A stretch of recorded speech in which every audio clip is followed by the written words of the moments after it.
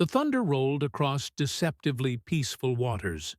Steam rose from the ocean surface, where twisted metal had moments before been proud warships. Bodies floated among the wreckage. Japanese soldiers who had sailed with hope now faced a different fate entirely. Machine gun fire echoed from the sky above. American aircraft circled like predators. Their engines droned endlessly. Below them, men clung to debris with desperate fingers. This was no ordinary naval engagement. This was annihilation by design. The waters had turned crimson. Oil slicks spread in every direction. Smoke columns reached toward the clouds. And still the aircraft returned, again and again. Their guns aimed not at ships, but at the swimming figures below. March 3, 1943, would be remembered differently by each side. For the Allies, it marked the moment innovation triumphed over tradition. For Japan, it became the day the sea itself betrayed them. But for the men who pulled the triggers, who watched life rafts explode under cannon fire, the memory would prove harder to carry. Some called it necessity. Others would spend decades wondering if they had crossed a line that should never be crossed. The Battle of the Bismarck Sea began months before the first shot was fired. It started in the workshops of Port Moresby, where frustrated mechanics tore apart perfectly good bombers and rebuilt them into something unprecedented. Major Paul "Pappy" Gunn stood in a hangar thick with the smell of aviation fuel and determination. His hands were black with grease, his eyes burned with purpose. The standard B-25 Mitchell sitting before him would never be standard again. Gunn's personal war had begun long before Pearl Harbor. His family remained trapped in the Philippines under Japanese occupation. His wife and children were somewhere behind enemy lines, their fate unknown. Every modification he made to these aircraft carried that weight. Every gun he installed was aimed at bringing them home. The bomber's glass nose came off first. Where a bombardier once crouched with his delicate instruments, Gunn installed something far more direct. 8 forward-firing machine guns. 50 caliber Brownings that could spit nearly 7,000 rounds per minute when fired together. The transformation was radical. These machines would no longer drop bombs from safe altitudes. They would become hunters, skimming wave tops, delivering destruction at point-blank range. Around him, other mechanics worked with similar fury. The war in the Pacific had taught harsh lessons. High-altitude precision bombing, the doctrine preached in peacetime, had proven useless against moving targets. Less than 1% of bombs released from 10,000 feet ever found their mark. Ships simply moved out of the way while bombs fell harmlessly into empty ocean. Frustrated bomber crews returned again and again with nothing to show for their efforts. The Japanese convoys sailed through these attacks almost untouched. General George Kenney had arrived in Australia to find an air force demoralized by failure.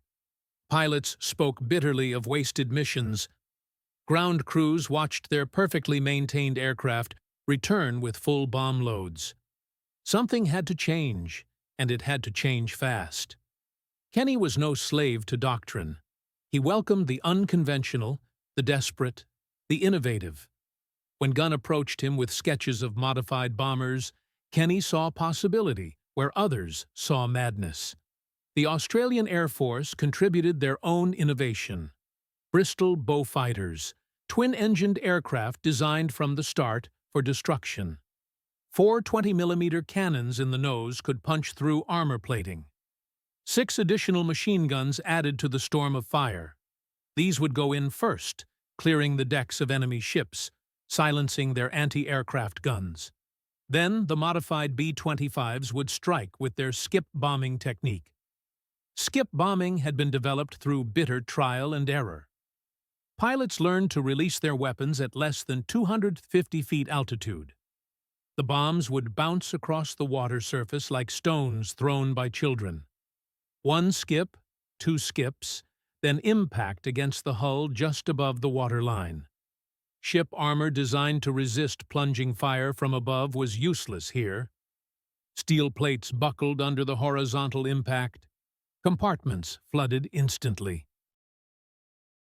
Vessels that had seemed invincible proved fragile when attacked from this unexpected angle. Training for these new tactics demanded courage that bordered on recklessness. At Port Moresby, pilots of the 90th Bombardment Squadron practiced against a half-submerged wreck in the harbor. Again and again they dove toward the twisted metal, learning to judge distance, speed, and timing. Mistakes were fatal. One crew died when their Mitchell struck the wreck's mast during a practice run. Others survived crashes that should have killed them, pulled from burning aircraft by ground crews who understood the stakes. Each successful pass brought them closer to a new kind of warfare. They were no longer bombardiers, calculating angles and wind drift. They had become aerial gunfighters, trusting instinct over instruments. Reference points scratched into cockpit glass replaced precise bomb sights. Pilots aimed their entire aircraft like rifles. The transformation was complete when they stopped thinking like bomber crews and started thinking like hunters. By early 1943, these innovations had created something unprecedented. The 5th Air Force possessed weapons specifically designed to destroy ship convoys. For the first time since the war began, American airmen believed they could do more than harass Japanese shipping. They could annihilate it. The convoy that would test these new weapons was already assembling. In the harbor at Rabaul, Japanese ships took on their deadly cargo. 8 transports loaded with soldiers, ammunition, and the hopes of an empire under pressure. Tokyo's strategists faced an impossible choice. The garrison at Leh desperately needed reinforcement. Without fresh troops, Japan's hold on New Guinea would crumble. Australian forces were already pressing inland. Allied air power grew stronger each month. The alternative to sea transport was a death march through 140 miles of jungle. Disease, starvation, and exhaustion would claim more lives than enemy action. The path through swamp and mountain had already consumed thousands of Japanese soldiers. The sea route seemed quicker, cleaner, more civilized. Ships could carry heavy equipment, medical supplies, ammunition in quantities impossible for foot soldiers. What the planners in Tokyo failed to grasp was that the sea had become a killing ground. Admiral Masatomi Kimura understood the risks better than most. He had fought at Guadalcanal, witnessed what Allied aircraft could do to ships caught in daylight. His own hands had pulled survivors from oil-covered waters, men whose ships had been torn apart by bombing attacks. Now he stood on the bridge of his flagship, the destroyer Shirayuki, watching as the convoy formed up. 8 transports heavy with cargo. 8 destroyers forming a protective screen. Nearly 7,000 men whose lives depended on speed, luck, and weather. The soldiers of the 51st Division packed into the transports had been told this crossing would be safer than the jungle alternative. They crowded into holds thick with the smell of diesel fuel and human sweat. Some wrote letters home, uncertain when mail service might resume. Others cleaned weapons that would prove useless against attacks from the sky. All of them understood they were part of Japan's last major reinforcement effort. Success meant the war in New Guinea might continue. Failure meant collapse. The convoy slipped out of Rabaul Harbor on the night of March 1, 1943. Storm clouds provided welcome cover as the ships formed their formation. Wakes glowed phosphorescent in the dark water. Lookouts strained their eyes for the first sign of enemy aircraft. For the moment, the sea belonged to them. Waves rolled beneath the hulls in endless rhythm. The transports maintained steady speed, while destroyers wove protective patterns around them. Everything proceeded according to plan. What they could not see were the American reconnaissance aircraft already in the air. Long-range Catalina flying boats had lifted off from Australian bases, their crews prepared for 20-hour patrols. These lumbering aircraft were slow, vulnerable, and absolutely persistent. Their job was simple, but vital. Find the convoy, shadow it, report every movement. Radio transmissions crackled across the Pacific as observers tracked the Japanese formation. Each message drew the noose tighter. The first attack came on March 2nd, delivered by B-17 Flying Fortresses, bombing from high altitude. Traditional tactics against moving targets. The results were traditionally poor. Only one transport took a direct hit, the Kyokusei Maru sinking with nearly 400 men aboard. Survivors crowded onto destroyer decks, already packed beyond capacity. The convoy pressed on, but Kimura knew this was only the beginning.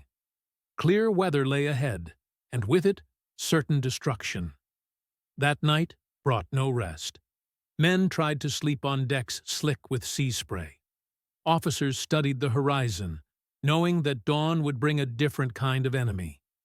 The experimental aircraft of the 5th Air Force were already preparing for takeoff. Ground crews loaded ammunition belts into machine guns. Armorers checked skip bombs for proper fusing. Pilots studied photographs of the Japanese formation, memorizing the silhouettes of their targets. The hunters were ready. The prey was approaching the killing ground. When dawn broke on March 3rd, the sea stretched calm and merciless under clear skies. Visibility extended to the horizon in every direction. For Admiral Kimura, the perfect weather was a death sentence.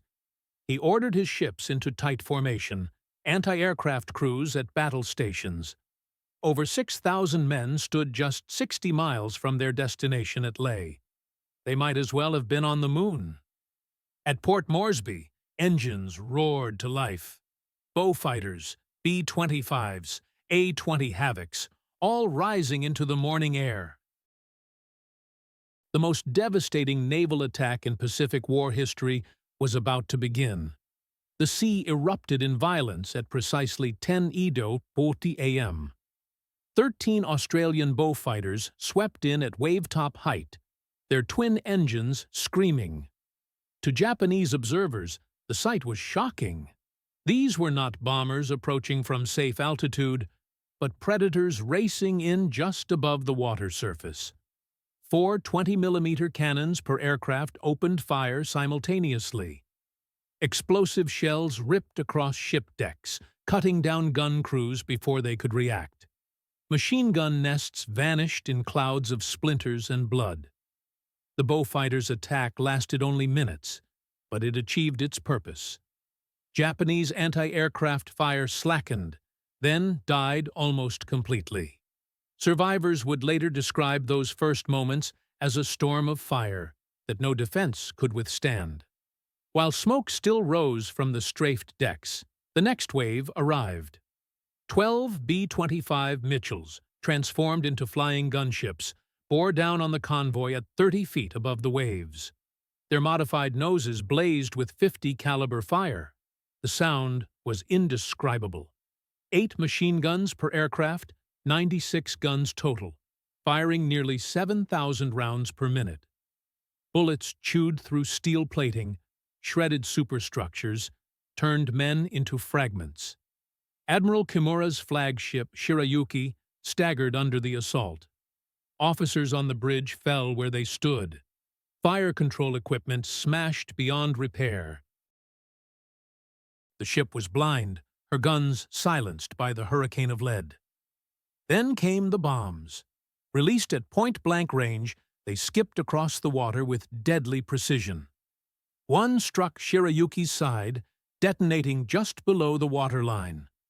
A column of water and steel erupted skyward. Compartments flooded instantly. The destroyer broke apart in minutes.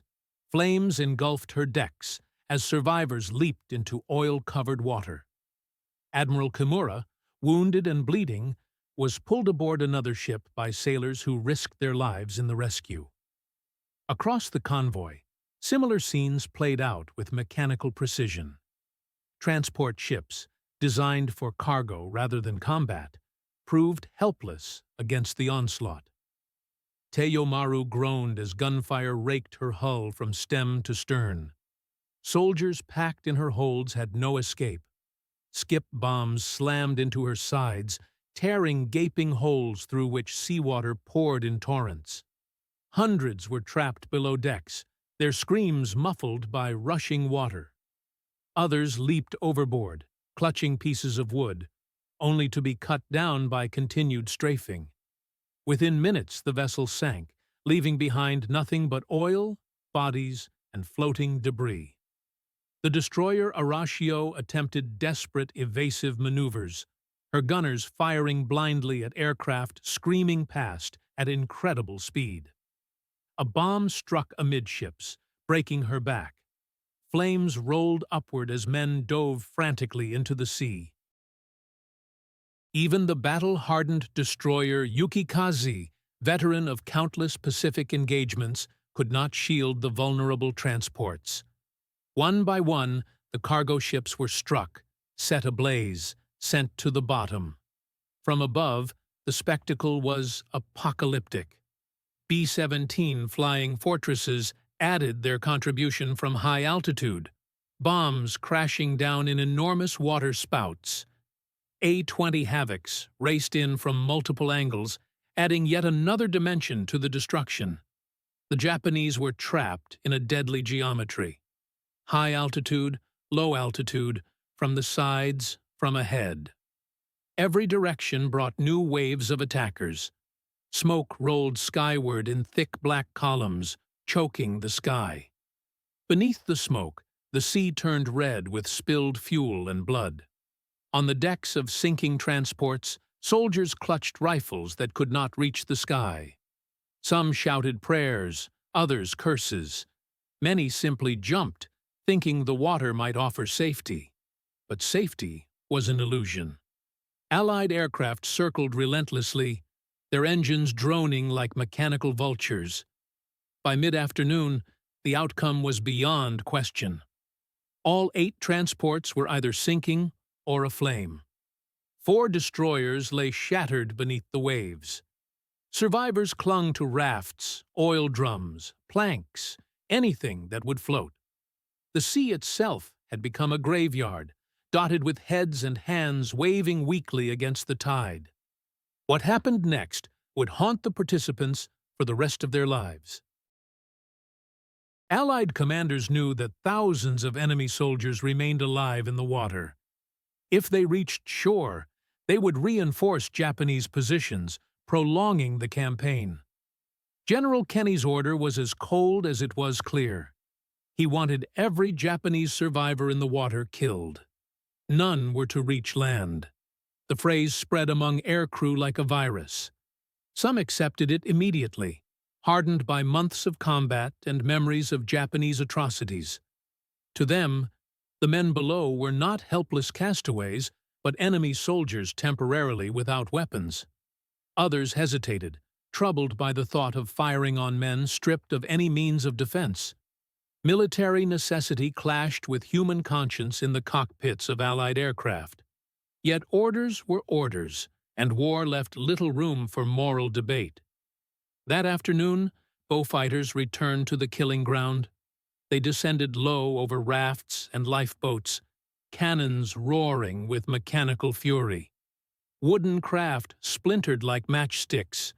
Bodies were hurled into the water by explosive shells. The ocean boiled red with blood as ammunition cooked off secondary explosions. American B-25 crews followed with their own grim contribution, machine guns stitching deadly patterns across groups of swimming men. Official reports used clinical language. Personnel in the water were definitely put out of action. The euphemism masked what pilots would never forget. Faces turned upward in terror. arms raised in futile surrender, then erased by fire. Night brought no mercy. American PT boats prowled the wreckage like sharks, their machine guns flashing across dark water. Japanese submarines attempted rescue operations under cover of darkness, but constant air patrols limited their success. They managed to save only a few hundred men. Thousands more were abandoned to drown, starve, or fall beneath the continuing strafing attacks. The sea that had seemed so welcoming now became an execution ground.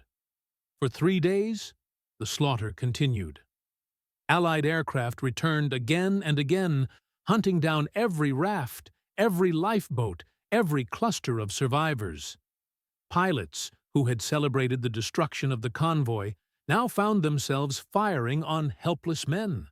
Some justified their actions as military necessity.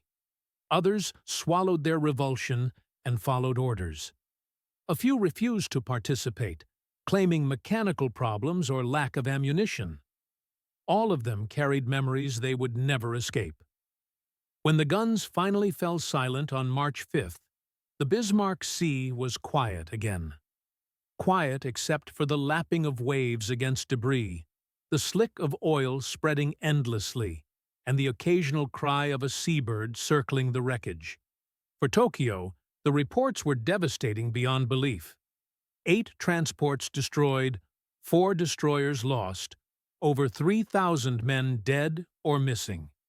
Entire units of the elite 51st Division had been erased before setting foot on New Guinea soil.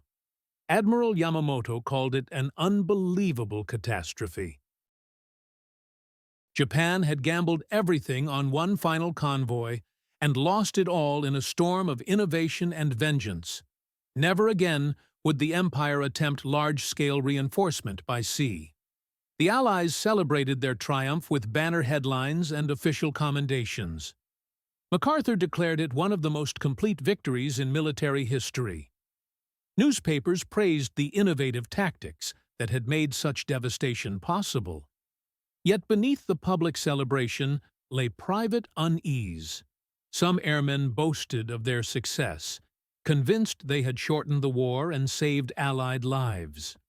Others spoke only in whispers, unable to reconcile duty with the memory of lifeboats erupting under cannon fire. The battle had secured strategic victory while leaving moral wounds that would never fully heal. Innovation had triumphed, but at a cost measured not just in enemy casualties, but in the souls of those who pulled the triggers. The immediate effects rippled across the Pacific theater. Japan could no longer move large formations by sea.